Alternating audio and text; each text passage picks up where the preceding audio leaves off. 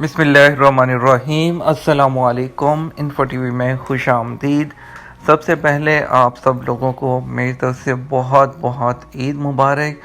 इस दुआ के साथ कि अल्लाह ताला इस ईद पर आप सबकी झोलियाँ खुशियों से भर देगा। इस खुशी के मौका पर अपने इर्द गिर्द जो चंद मिस्कीन लोग हैं, जो मुस्तहिक अफराद हैं, अपनी खुशियों में उनको मत भूलिएगा, उनका ख्याल ज़रूर रखिएगा। आज की वीडियो में हम बात करने वाले हैं कि लॉकडाउन के दौरान कौन सी शॉप्स, कौन से कारोबार खुले रहेंगे। आपको बताते चलें कि सऊदी वज़ारत तिजारत के तर्जुमान अब्दुर्रहमान अल हुसैन ने ऐलान किया है कि सऊदी अरब में मुकम्मल कर्फ्यू के दौरान अहम इक़्तिसादी और तजारती इदारे खुले रहेंगे ताकि सऊदी शहरी और मुकीम गैर मुल्की अपनी बुनियादी ज़रूरियात पूरी करते रहें। आदिल वेबसाइट के मुताबिक तर्जुमान ने बताया कि मुकम्मल कर्फ्यू के दौरान 20 किस्म के तजारती और इक़्तिसादी इदारे मामूल के मुताबिक काम करते रहेंगे।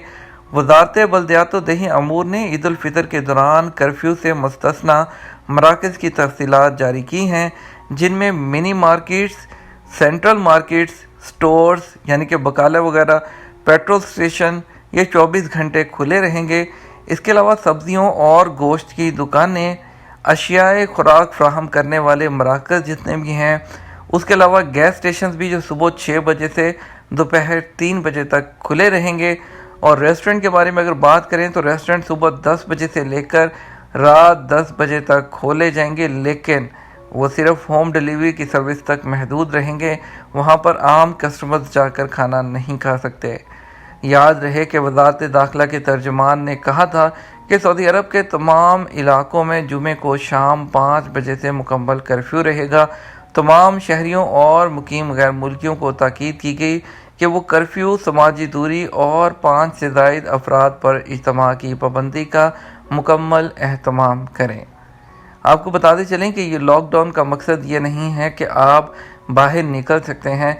बहुत सख्त किस्म की चेकिंग की जा रही है, इवन गली और मोहल्ले तक की। आपने बहुत ज़रूरत के तहत ही घर से निकलना है। अगर आपको बहुत इमरजेंसी होती है, कोई मेडिकल प्रॉब्लम है, तो आप उस सूरत में निकल सकते हैं मेडिकल की सूरत में। अदरवाइज़ आपको घर से नहीं निकलना, नहीं तो आप पर 10,000 रियाल फ़ाइन हो सकता है।